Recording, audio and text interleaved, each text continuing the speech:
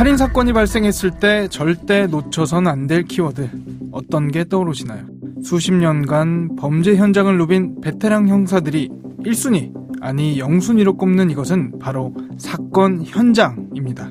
범인이 현장에 남겼을지도 모를 증거들, 가령 지문, 머리카락은 말할 것도 없고요. 컵이나 문고리, 바닥에 버려진 담배꽁초나 수건까지 뭐 하나 허투루 넘길 수 없다는 이야기입니다. 뭐가 됐든 사건 현장에서 나온 이 작은 실마리들은요, 겉보기엔 별거 아닌 것 같지만 범인을 특정하는 것은 물론 추후 법정에서 용의자의 혐의를 입증하는데 아주 강력한 역할을 해내곤 합니다. 그런데 오늘 여러분께 들려드릴 이 사건은요, 현장에서 발견된 아주 강력한 증거가 오히려 사건 해결을 더 힘들게 만들어버렸던 그런 케이스입니다. 오늘 사건 엑스파일에서 자세히 살펴보겠습니다. 안녕하세요. 이원하 변호사의 사건 엑스파일 이원하입니다. 오늘도 로얄 법무법인 김현우 변호사와 함께합니다. 변호사님 안녕하세요. 안녕하세요. 김현우 변호사입니다.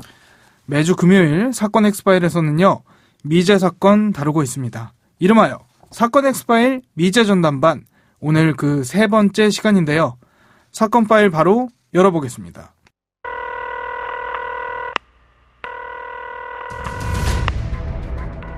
잊혀져선 안 될 그날의 기억들. 이원화 변호사의 사건 엑스파일 미제 전담반 14번째 파일, 충남 부여 칠순 노파 살인사건. 오늘 다룰 미제 사건은 충남 부여에서 있었던 일입니다. 충남 부여 70대 노파 살인사건인데요. 김 변호사님께서는 충남지방경찰청에 계시지 않았습니까? 이 사건 원래 알고 계셨나요? 네, 제가 충남청 천안경찰서에서 근무할 당시에 벌어졌던 일이고요. 그 부여에서 벌어진 일로 알고 있습니다. 그래서 충남에선 떠들썩했었던 사건입니다. 어떤 일이 혹시 있었던 건가요, 그날? 부여에 살던 70대 할머니에게 발생했던 사건인데요. 당시 할머니는 집에 찾아온 막내 아들하고 삼계탕을 먹었고 아들은 밥을 먹고 자신의 집으로 돌아갔습니다. 그리고 그 아들이 다음날 아침에 어머님 집에 찾아가 보니까 닫혀 있어야 할 현관문, 안방문이 열려 있었고 집에 불이 다 꺼진 상태였었습니다. 그리고 곧바로 자신의 어머니의 주검을 발견한 것이죠. 전날 삼계탕까지 같이 먹었던 어머니가 다음날 집에 가보니까 주검으로 발견됐다는 건데, 이 시신이 정말 입에 담기도 끔찍한 상태로 발견됐다고 하는데요. 어떤 상태였나요? 시신 상태가 참혹했는데 범인에게 심하게 구타를 당해서 입은 찢어진 상태였고 치아는 4개나 빠졌습니다. 그리고 발로 목을 짓이겨 놓아서 목은 새파랗게 멍든 상태였다고 합니다. 사인은 비구폐색과 경부압박, 즉 코와 입을 막고 목을 졸라서 사망에 이르렀다는 거죠. 정말 끔찍한 게 범인이 시신의 입을 찢어놨다고 하더라고요. 범죄 심리학 측면에서 보면 이런 행위는 면식범, 분노에 의한 살인, 이런 이야기들 많이 하던데, 김 변호사님 보시기에는 어떠세요? 맞습니다. 이제 살해당한 피해자한테 굉장한 분노를 표출한 걸로 보이고요. 입을 찢는다는 거는 뭐 상대를 제압하기 위해서나 아니면은 살인을 하기 위해서 치명타를 가하기 위해서 하는 행동은 아닙니다. 단순히 이젠 자신의 분노감을 표출하기 위한 하나의 방법인데, 그렇다면 이 사건 자체가 강도살인이나 아니면 우발적인 살인 사건보다는 평소에 피해자에 대해서 굉장히 악감정을 가지고 있었던 면식범이 계획적으로 살해를 한 거라고 봅니다. 그렇다면은 이 사건 용의자는 그 당시에 특정이 혹시 됐었나요? 사위가 용의자로 지목이 되었었어요. 사위가 당시 아내에게 가정폭력과 학대를 일삼았는데 이 때문에 아내가 집을 나와서 이혼을 준비하고 있었다고 합니다. 그래서 그 사위가 자신의 장모인 이 피해자인 할머니를 수시로 찾아와서 집을 부수고 딸 내놓으라고 협박을 하고 했었다는 겁니다. 김 변호사님께서 경찰서에서 직접 수사를 지휘한 경험을 갖고 계시잖아요. 살인사건이 발생한 현장이 정말 중요하다고 하는데 실제 현장에 나가면 어떻게 수사하고 어떤 것들을 조심하고 그러나요? 이제 사건이 발생하고 특히나 이제는 단서가 중요한 수사를 계속 진행하기 위해선 사건들이 많습니다. 현장에는 이제 범행의 단서, 용의자를 특정할 수 있는 증거들이 남아있기 때문인데 그 현장을 보존하는 것이 가장 중요하기 때문에 보통 이제 지구대 경찰관 분들께서 현장에 출동하면 폴리스 라인을 쳐서 그 현장이 훼손되지 않게 합니다. 그러면 뭐 경찰서나 아니면은 청단위의 과학수사팀이 현장에 출동을 해서 거기에 남아있을 만한 핵심적인 증거들, 뭐 여러 가지가 있죠. 지문도 있고, 뭐 머리카락도 있을 수 있고요. 족적도 찾아보고, 그리고 범인이 뭐 놓고 갔을 담배 꽁초라든지 아니면 물건들, 뭐 이런 증거들을 초기에 최대한 빠르게 수집을 합니다. 이 케이스 같은 경우에는 현장에서 아주 강력한 증거가 발견됐잖아요. 혹시 뭐가 나왔을까요? 담배하고 머리카락이 나왔는데요. 여기서 또 담배가 평소 사위가 담배 끄는 습관이 그대로 반영이 돼서 방바닥에 비벼 끈 흔적이 나왔다고 합니다. 아, 그러면 여기 사위 DNA도 혹시 나왔나요? 그건 안 나왔습니다. 머리카락은 대부분 피해자였던 할머니의 것이었고 딱 두 가닥만 다른 사람 것이었는데 담배와 그 다른 두 가닥의 머리카락에서 경기도 안산에 사는 노숙자의 DNA가 발견이 됐습니다. 경기도 안산이요? 안산에 사는 노숙인의 DNA가 충남 부여에서 발견됐다. 이게 이해가 잘 안 되거든요. 노숙인이 부여에 왔던 적이 있었던 겁니까? 노숙인은 자기가 이 사건하고 전혀 관련이 없다고 전면 부인했습니다. 자신은 안산이나 수원 일대를 전전하기는 하지만 부여라는 곳은 간 적도 없고 범행 장소도 처음 보는 곳이라고 진술을 했는데요. 당연히 피해자 얼굴도 모른다고 했습니다.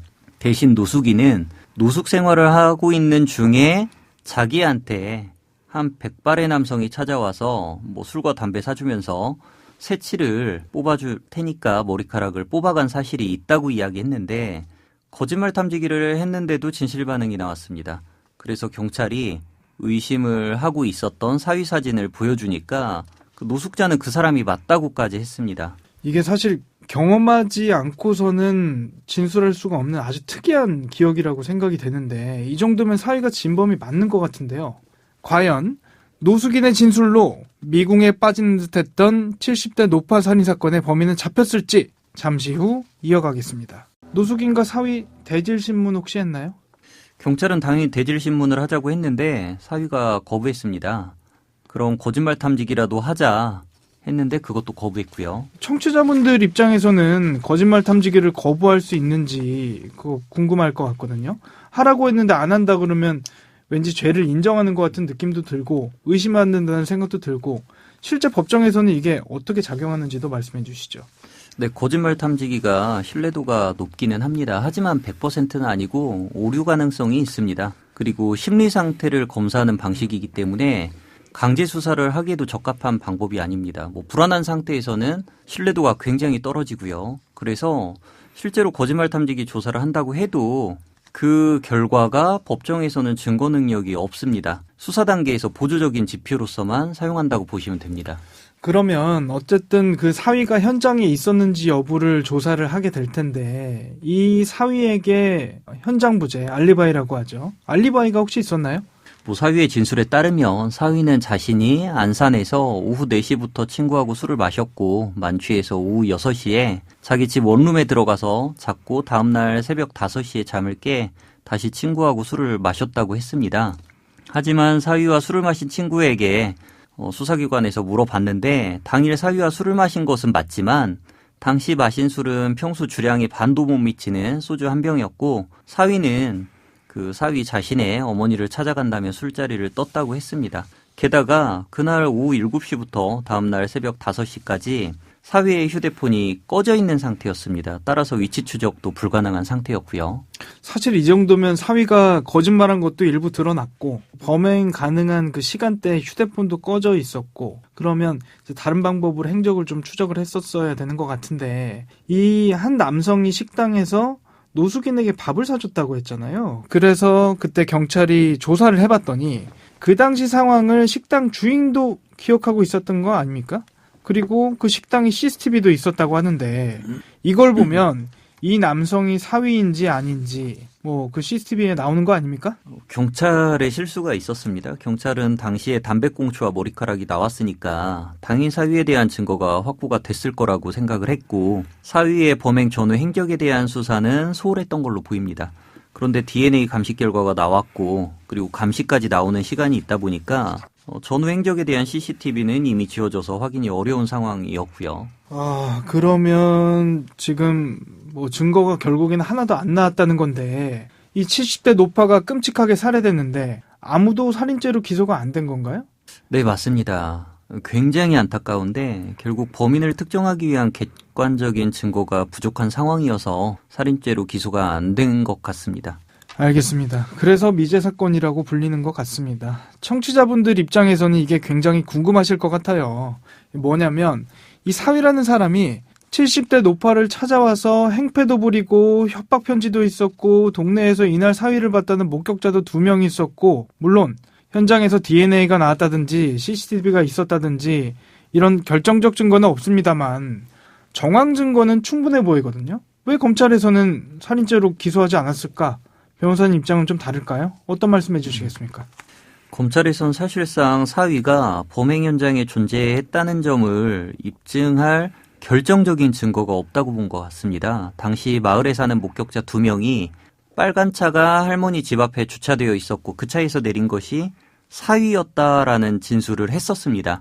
근데 이 진술이 문제가 뭐냐면 그 노숙인이 안산에서 사위를 만났다고 한 시간과 사위가 할머니 집 앞에서 목격되었다고 한 시간이 겹쳤던 거예요. 같은 시간대에 안산과 부여에서 동시에 목격되었다고 하니 어떻게 보면 굉장히 중요한 진술 증거였는데 증거로서의 가치가 사라져버린 거죠.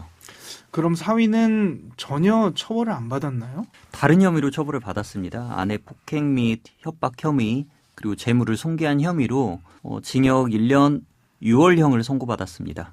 감옥에서 가족들한테 협박 편지도 썼다면서요? 네, 살인범으로 자기를 이제 뒤집어 씌워서 영원히 죽이려고 했는데 그렇게 안 되어서 이제 보통 일이 아니지 않냐. 어떻게 반성해야 되는지도 다음에 내가 나가서 가르쳐 주겠다라는 내용으로 협박 편지를 보냈고요. 사위는 이전에도 협박 편지를 작성해서 집 앞에 붙여놓기도 했었다고 알려져 있습니다. 물론 법적으로 봤을 때 사위는 이 사건의 범인이라고 특정할 수 없는 상황입니다만 전 부인을 폭행하고 협박한 혐의로 형을 살면서 전 부인의 가족들에게 협박 편지를 쓴다는 거 이거 법적으로 문제 삼을 수 없었던 건가요? 일반적으로 이제 형법상의 협박죄로도 문제를 삼을 수 있고요. 만약에 이제 사위에게 수사 단서를 제공한 사람들에 대해서 보복할 목적이 있었다면 그 부분에 대해서는 특정범죄 가중처벌법상 그 보복협박죄라고 좀 더 강력하게 처벌도 할 수 있습니다. 통상적인 협박범보다 더 강한 처벌을 받는다 이거죠? 예, 맞습니다. 이 사건 계속 미제로 남겨둘 수밖에 없는 상황입니까? 다시 수사를 진행할 계획은 없는 건가요? 수사기관에서는 어쨌든 범행에 대한 단서를 계속 추가적으로 수집을 하고 있을 겁니다. 그래서 미제팀에서 계속 수사를 진행하고 있을 거라고 생각을 하고요. 목격자에 대한 추가 진술을 확보할 수도 있고요. 그리고 유력한 용의자, 그 사위에 대해서 추가 조사를 또 진행할 가능성도 있습니다. 그래서 계속적인 추가 조사가 되어야 된다고 생각합니다. 이원하 변호사의 사건 엑스파일 미제 전담반 매주 금요일 잊혀져선 안 될 미제 사건들 돌아보고 있습니다. 청취자 여러분도 함께 해주시기 바랍니다. 짧은 문자 50원, 긴 문자 100원의 비용이 드는 샵 0945 또는 YTN 라디오 유튜브 댓글로 꼭 다시 짚어봐야 할 미제 사건과 의견 남겨주시기 바랍니다. 끝곡으로 호자이어의 Take Me to Church 들려드리면서 오늘 이 시간 마치겠습니다. 여러분은 모두 변호받아 마땅한 사람들입니다. 사건 X파일.